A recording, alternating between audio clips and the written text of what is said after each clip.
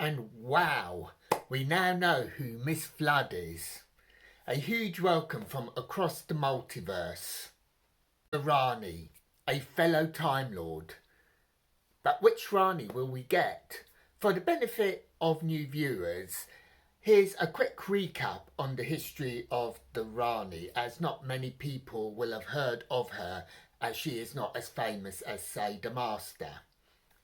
We first met the Rani in 1985 and she was played by Kate O'Mara.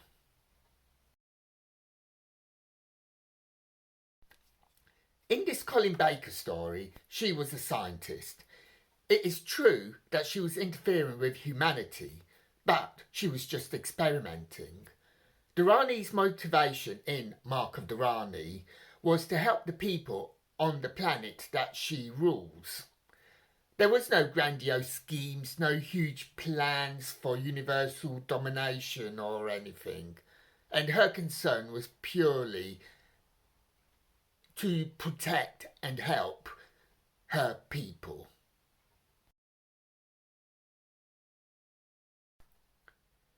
We next meet the Rani 2 years later in 1987 in the story called Time and the Rani. And once again, she is played by Kate O'Mara. This time, she forces the Doctor's regeneration from Colin Baker to Sylvester McCoy as she tries to hijack him for her plans.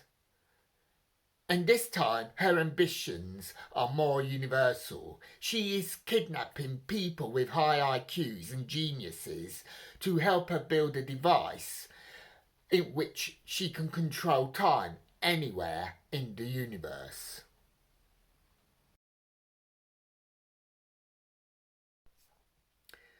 So, as you can see, in 2 years in the mid-1980s, and in just literally 2 stories, the Rani has gone from an amoral figure whose actions may be wrong, but they are purely scientific, to someone who's on the same level as every other villain.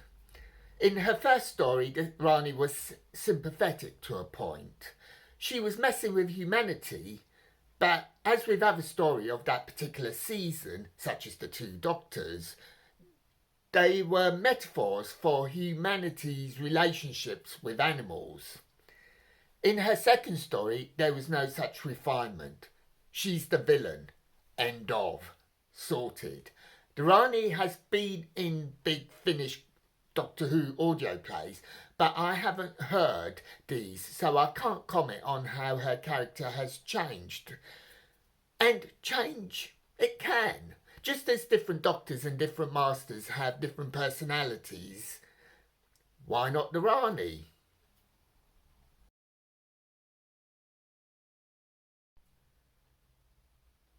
I hope we're going to see a Rani whose interest is purely academic. She isn't after some universe controlling device. I'm hoping that we're going to have that scientist back. I'm hoping we're going to get a rounded character. But equally, this is a 2-part season finale. That means the threat is going to be escalated.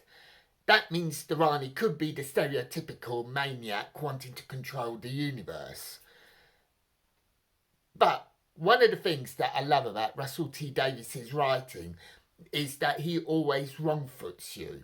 Just as you've guessed where he's going and what he's going to do, he swerves sharply and brings you somewhere completely different to where you were expecting. And that is a good thing, by the way. It is a shame that we may not see Anita Dobson again.